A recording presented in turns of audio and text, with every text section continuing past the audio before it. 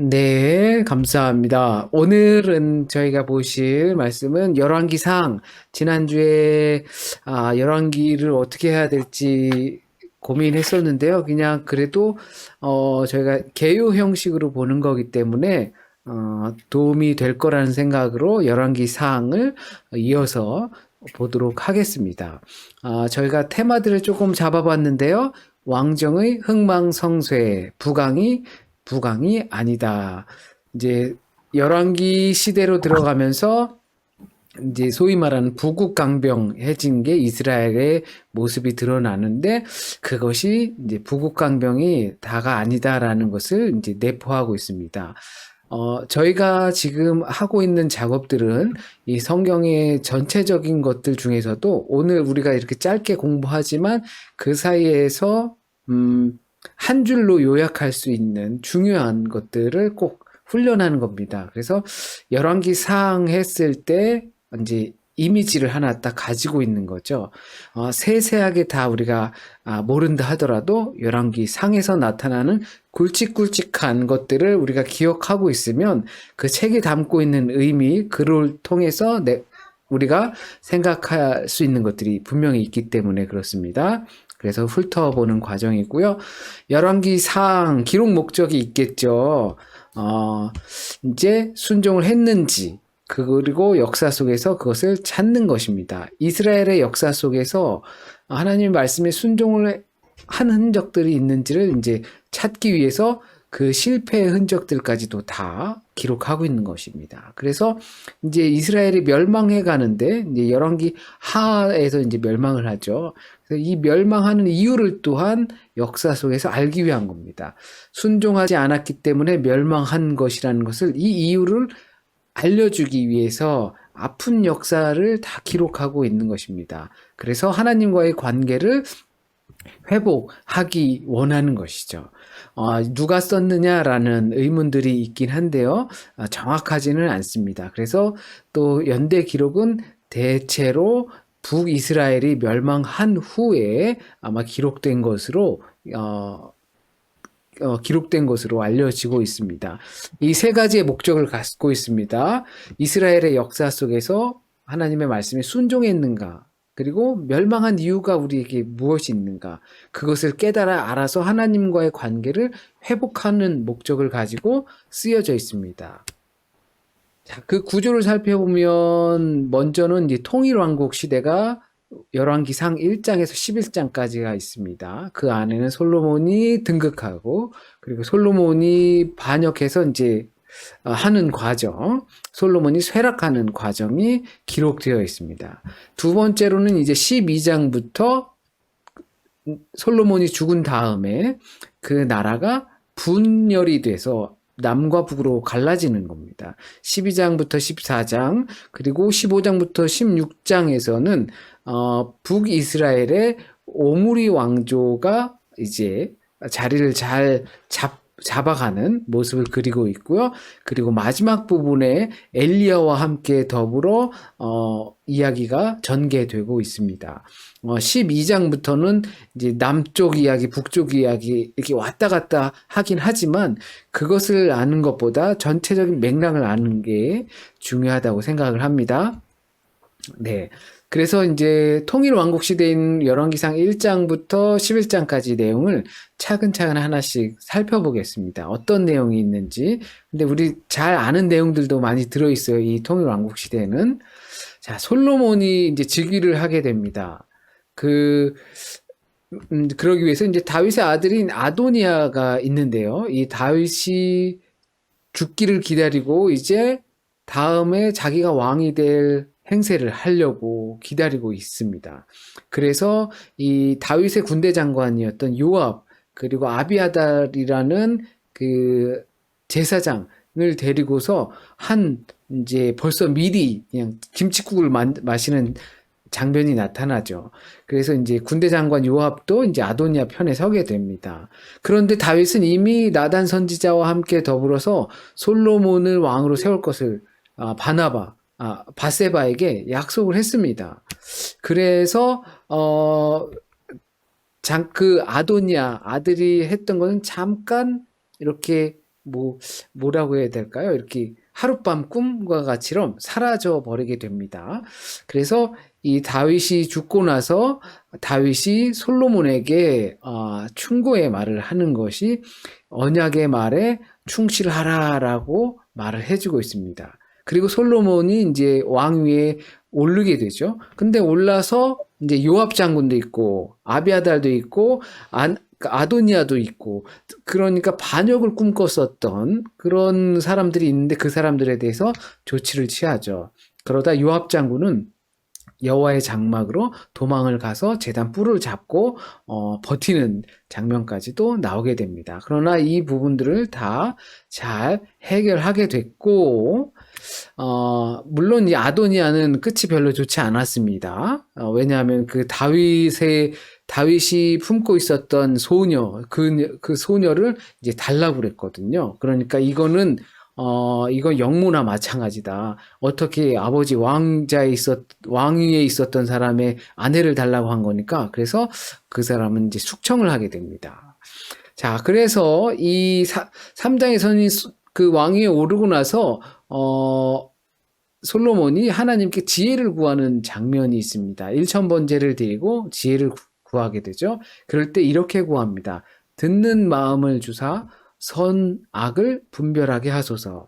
하나님께서 맡겨주신 이 나라를 잘 판단하고 재판하고 해야 되는데 그때 듣는 마음을 주시고 그리고 선악을 분별하게 해주세요라고 지혜를 구하는 거죠. 그런데 우리가 여기서 조금 주의 깊게 생각할 것은 선악을 분별하게 하소서라고 이야기를 합니다. 이 선악을 분별한다라고 하면 우리가 당장 생각나는 것이 있어야 합니다. 창세기에서 에덴 동산에서 선악을 알게 하는 나무가 있었죠. 하나님께서 그것을 먹지 말라라고 했던 것입니다. 그래서 이제 듣는 마음을 주사 선악을 분별하게 하소서. 마치 그 에덴에 있었던 아담에게 명령하신 것. 내 말을 들어서 선악을 분별하게 하는 나무의 열매는 먹지 말아라 라고 했던 것처럼 그 마음을 품고 싶었던 것이 열왕기상에서 솔로몬이 그런 모습을 보여주고 있는 것입니다. 여기서 이제 우리가 관심 있게 볼 것이 이 지혜가 이제 앞으로 어떻게 사용되는가라는 것입니다. 하나님께서 솔로몬에게 지혜를 주죠. 그리고 지혜뿐만 아니라 더 많은 것들도 솔로몬에게 주십니다. 그런데 그 지혜를 가지고 이제 솔로몬이 어떻게 사용하는가라는 것을 관심 있게 봐야 하는 것입니다. 그때 우리가 바로 나오는 게 솔로몬이 첫 재판하는 유아를 반으로 갈라라, 아기를 반으로 갈라서 진짜 엄마를 찾아줘라 라고 했던 명재판이 또 등장하기도 합니다. 그러나 그것만 해당되는 것이 아니라 하나님께서 주신 지혜를 가지고 어떻게 사용하는지 열왕기상 전체를 통해서 우리가 볼 수 있게 됩니다. 그래서 이제 4장부터는 솔로몬과 이 이스라엘이 번영하는 모습이 등장합니다. 하나님과의 언약이 그러나 동시에 흔들리는 것이죠. 하나님께서 약속을 해주셨기 때문에 이제 솔로몬과 이 이스라엘이 번영을 하는데 그 지혜를 사용하는 부분에 있어서 잘못 사용하기 때문에 하나님과 언약이 이제 동시에 흔들리게 되는 것입니다. 5장에서 6장까지는 우리가 잘 알고 있는 이제 성전 건축을 하게 됩니다. 성전 건축을 7년간 건축을 하고 5장에서는 성전 건축을 계획하고 6장에서는 성전 건축을 실행하게 됩니다.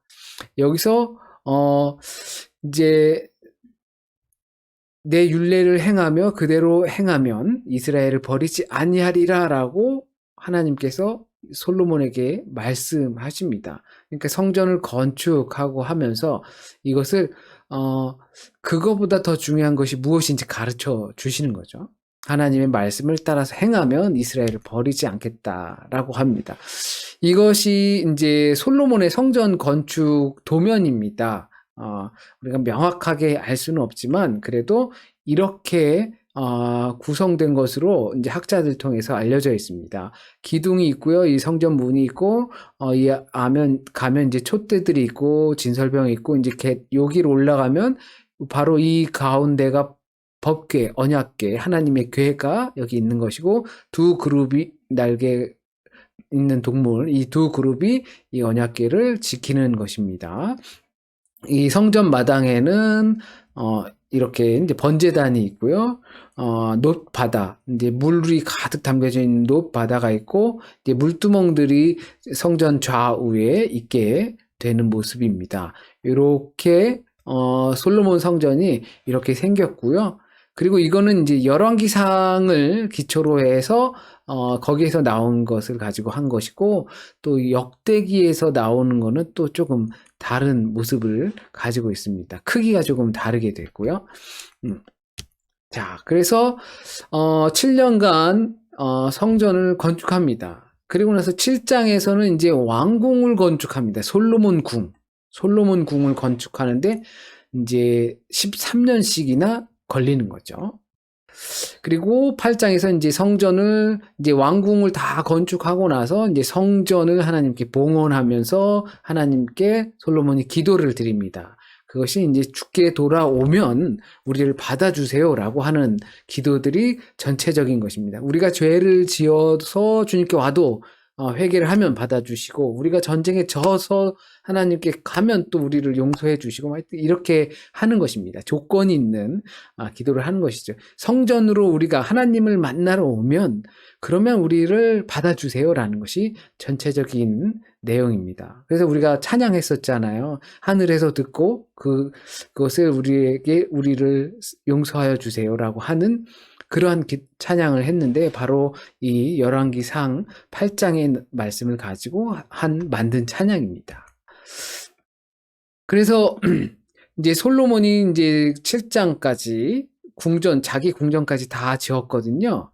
그래서 이거는 다윗 성터예요. 현재 여기는 다윗 성터인데, 이쪽 편에다가 오른쪽 편에다가 이제 성전이랑 솔로몬 궁을 짓게 되는 것입니다.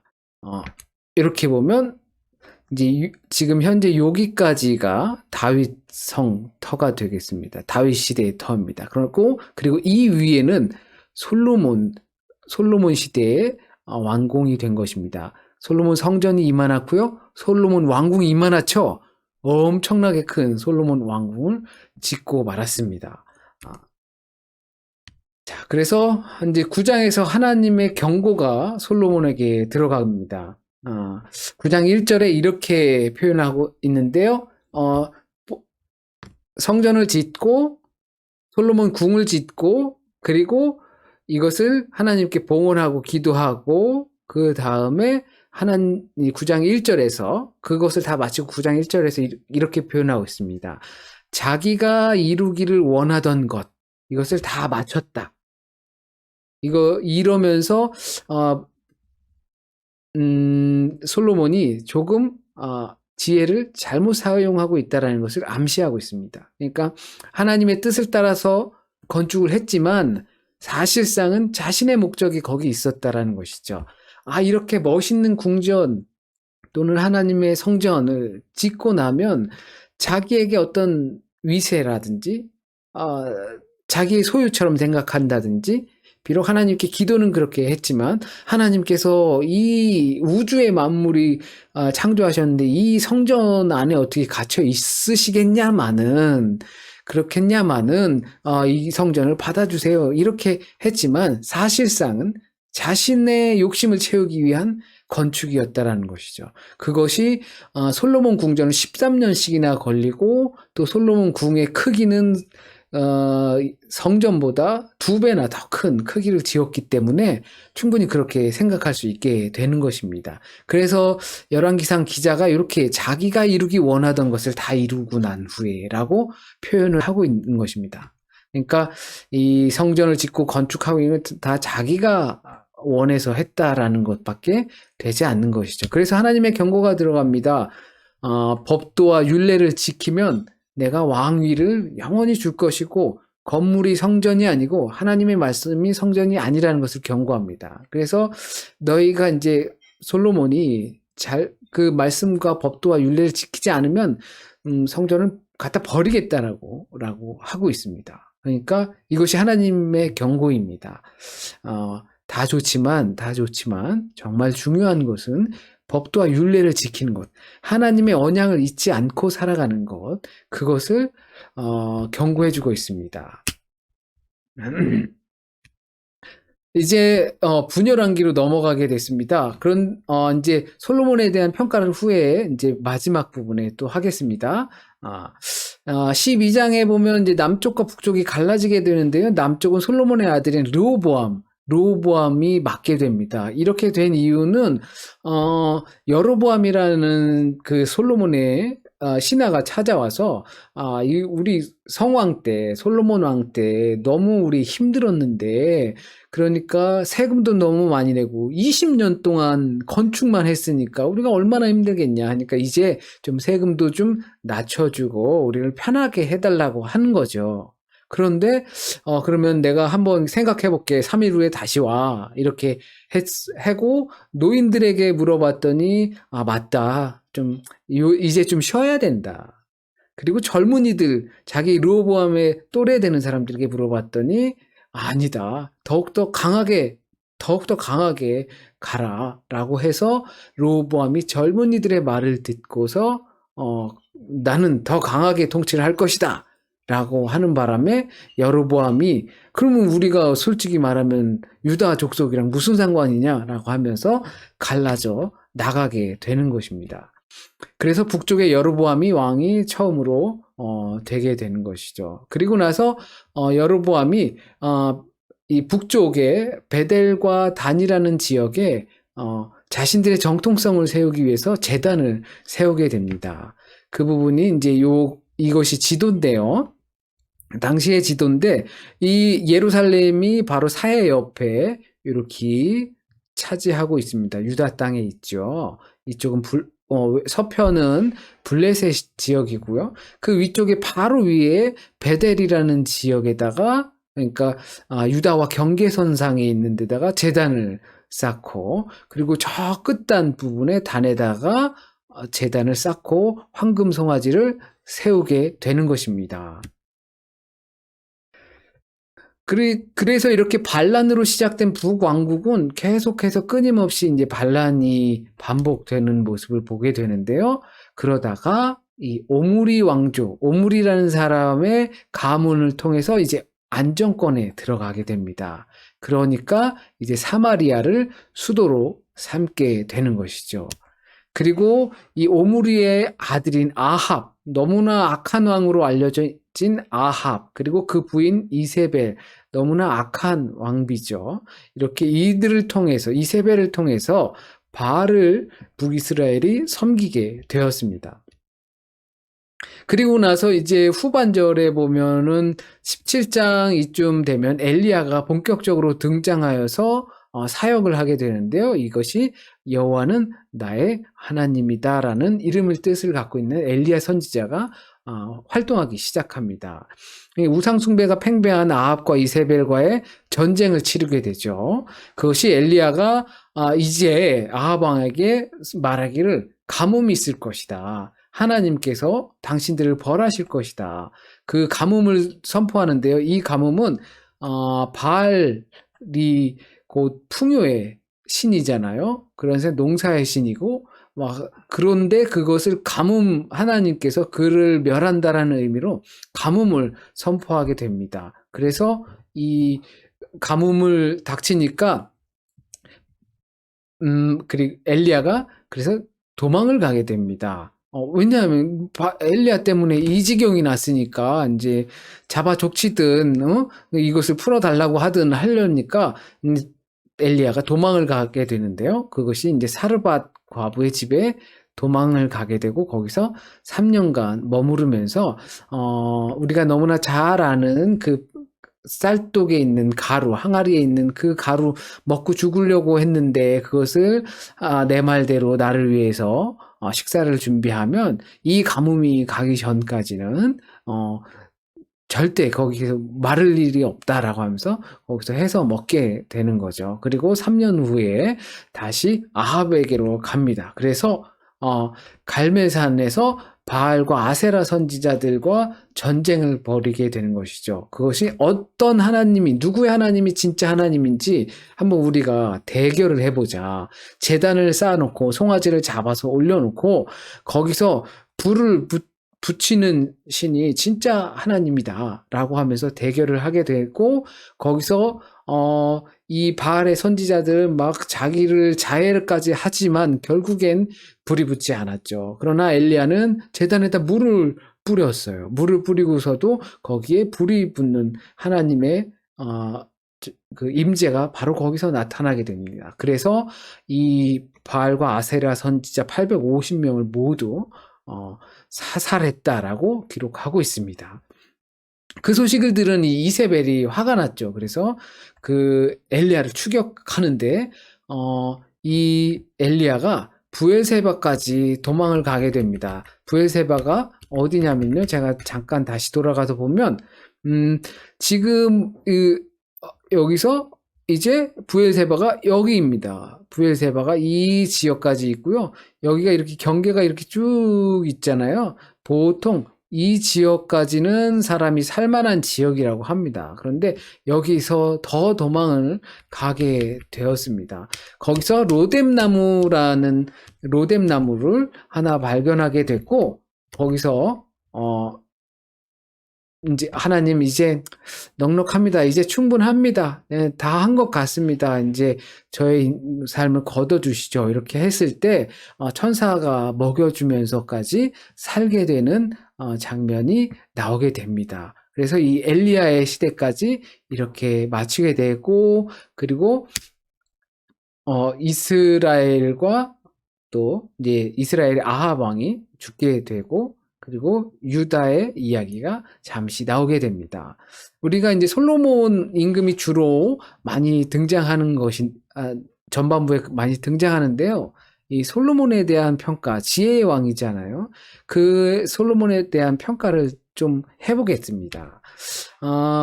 솔로몬이 말씀드린 대로 건축을 많이 했어요.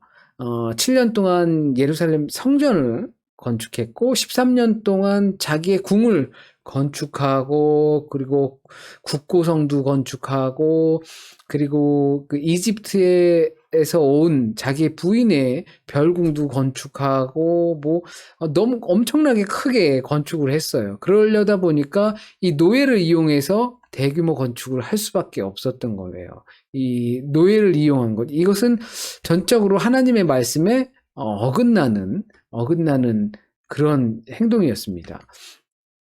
그리고 이 모습들 때문에 후반기에 이방 왕들을 닮아가는, 그러니까 그 지역의 이방 왕들, 열국들을 닮아가는 모습을 보여주는 것이죠. 하나님의 아들이 하나님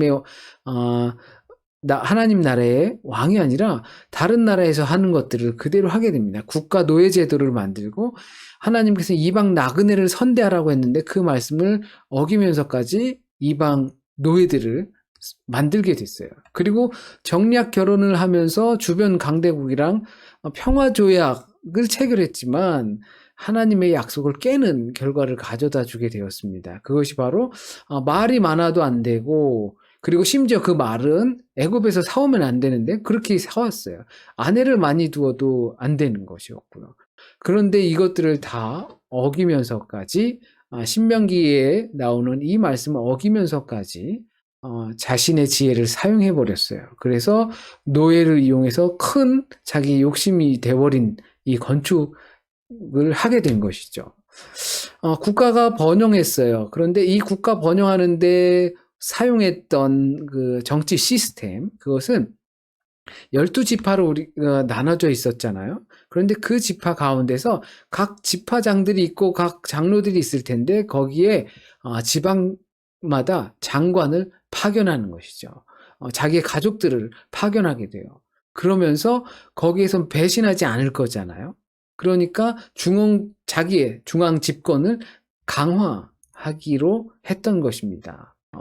이것도 역시 자신의 지혜를 써서 국가를 번영하게 했지만 하나님의 뜻과는 어긋나는 행동이었던 것이죠. 그래서 솔로몬은 자신의 잠언서를 하면서 자신의 잠언서를 이야기하면서 허무한 인생이구나라는 것을 전도서를 통해서도 자신의 인생이라는 것은 허무한 것이구나라고 이야기를 할 정도죠. 돌이켜 보면 어떻게 보면 이 솔로몬이 깨달았던 것 같아요. 되게 열심히 살고 또 부국강병하였고 부를 많이 축적하였지만 그랬지만 인생은 한계가 있는 것이고 하나님 앞에서 그 순종하지 않았을 때 지금 자기가 말미러 왔을 때 그런 징후들이 보일 테니까 얼마나 인생이 허무한 것인가라는 것을 아마 깨닫지 않았을까 생각이 됩니다. 지혜로운 왕이고 또 어떻게 보면 대왕이고 하지만 이 솔로몬이 처음은 너무 좋았지만 하나님께 지혜를 구하는 모습, 그것으로 선과 악을 구별하며 재판하는 모습이 좋았지만 후로 갈수록 하나님의 말씀을 또 어겨가면서까지 그리고 많은 부를 축적하고 그리고 노예를 삼고 그리고 국가를 자기 중심으로 만들어버린 그러한 모습으로 인해서 결국엔 하나님께서 말씀하셨던 것처럼 율법과 율례를 지키지 않으면 그 성전을 갖다 버리겠다라는 상황에 이르게 된 것이죠.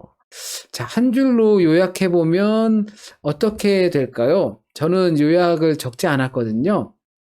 한 줄로 요약하면 어떻게 될지 각자가 이제 생각해 보시면 좋을 것 같아요.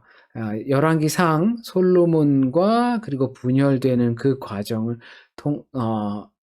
보시면서 한 줄 요약, 열왕기상 한 줄 요약 어떻게 될지 궁금하네요. 또 각자 한번 해보셨으면 좋겠어요.